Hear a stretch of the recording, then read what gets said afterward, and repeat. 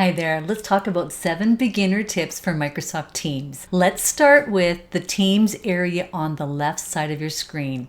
So you want to be clicked on Teams, that button there, and then we're going to make this navigation area make sense to you. First off, I'm going to collapse some of my teams that are open. So health and safety is the team.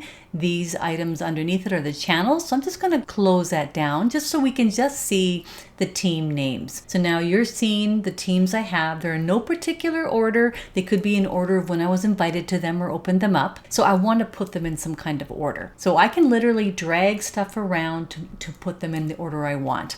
And so I'm going to start with the mission office one, which is kind of my main team for the whole office. And I'm just going to drag that to the top. And then I have some departmental teams. I'm going to move my accounting up. And then I have my instructor team and a couple of projects. Now the mission blogs one, I'm not in that one enough, so I can hide that particular team. So I'm just going to go to the 3 dots here and hide it. Okay, the navigation area is in order. The teams you see in the navigation area should mean something to you. So open up the teams when you need to look inside. So you're going to see a couple of my teams have bolding, and so bolding means something is going on in those teams. Somebody's been posting some information in those teams. And so bolding from human resources versus bolding in marketing.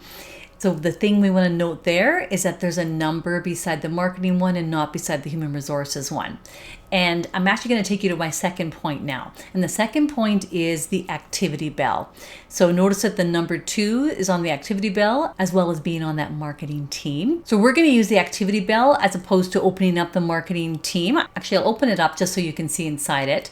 I opened up the marketing team so you can see there's 2 channels that have something noted there for me. And so what that means is there are 2 locations that have messages for me that are directed at me. And so I've been tagged on a couple of messages in the those teams channels. Or maybe someone's replied to a message in those areas. And so I could just open up those channels and look at those messages, or I could go to the activity bell. So that's the second point. We're going to use the activity bell because it might be more convenient to quickly see all the things you need to catch up on.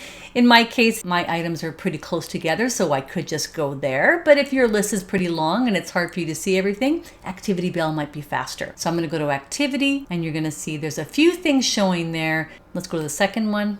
The second one is I started the message and then again somebody replied, so that's why I'm seeing the notification. And then the third one, it says mentioned. So I was mentioned in this message, and that's why I'm seeing this particular message. So let's give you a hint of how you could do that for somebody else. If you wanted to make sure the person that is on the team with you sees that message quickly and has it go to their activity bell, so you want to alert them, then you're going to want to tag their name when you're posting a message here.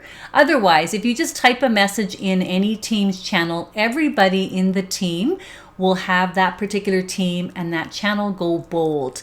They won't have anything in their activity bell, but they'll know something's going on because the team and the channel is bold. So let's look at how to tag somebody. So I'm going to go to reply here on this message, and tagging somebody is just going the @ symbol, and then that might start listing the names of people that belong to your team. There could be a long list here if you're on a team with many members, or there could be a short list. So you may want to type in the first letter of the person's name to get to that person quicker. So I can say Perry, and then that tags Perry to know that there's a message directed for him.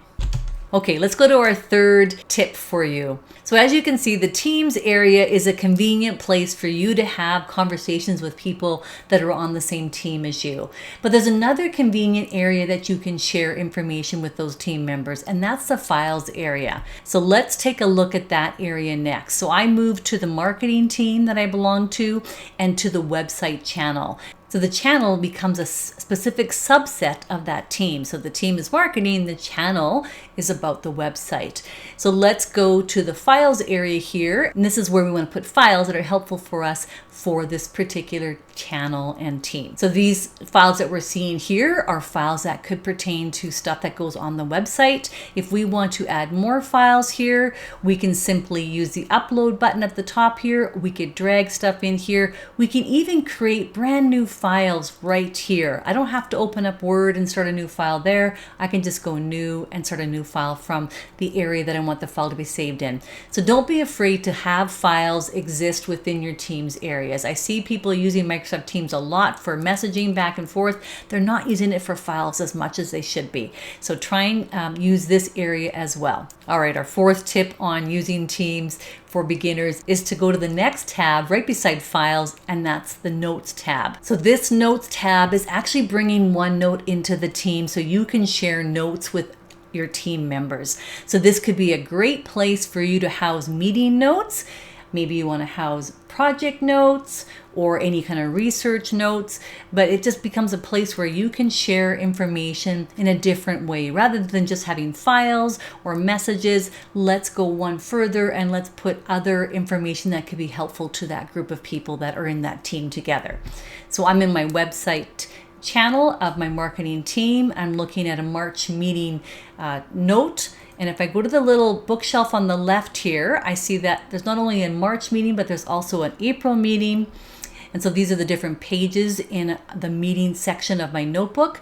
I could go to the research section of my notebook and I see that there are a couple of pages in here. So a digital notebook is what you want to take advantage of within your team. And so remember, when you're in a team with other people, that means whatever you're seeing, they're seeing. So you're sharing the same information. You can modify permissions if you need to, but the default is that everybody has access and everybody can add and edit, okay? Now let's talk about another area of Teams that most people are familiar with, or maybe they've started to use already. Maybe you have, as a beginner, started to check it out, and that's the chat area. So as I click on chat, you'll see that I have a number of chats in this area. In fact, you're just seeing the chats that I've pinned at the top. And so pinning just means I went to the three dots beside a particular chat and chose the pin option.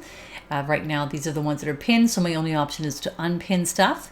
And then the other chats that I've had with people are in the recent list, and I can certainly expand that or collapse that. So chat tends to be the place people go first within Teams, thinking, okay, I'll just chat with somebody, and that becomes the Teams environment for you. But that's not a true team. In fact, it's not a team at all. You're just using the Teams application, but you're not in a team. All you've done is created a chat with a specific person or group of people. You have not created a team with them. So chat is great for one-offs, it's great for special circumstances, maybe for some external people. But if there's a group of people that you need to communicate with regularly, don't use chat. You want to use Teams and you want to use channels for that. And to start a chat, you're just going to click on the new chat button at the very top here and then enter a name of a person that's in the organization with you. Or if it's an external person, they're not in your organization, but you want to chat with them, you can just simply type in their full email address. Okay, so I just typed in an external address here, and then at the bottom, I can type in my message and send it off, and that person will be notified via email of the message, so they could click on the email and then there'll be a link to go to Teams from the email. Or if they're already in Teams, they'll have a notification beside their chat icon within Teams. My last tip for you is the calendar area on the left. Don't forget to try and use this area as well within Teams. This calendar area is really your calendar from Outlook. You are seeing your own calendar here. You're not seeing anybody else's. Nobody's seeing yours. It's just for you to have the convenience to get into your calendar and access your appointments, to verify, do I have time today, or what's happening next, or to jump on a Teams meeting.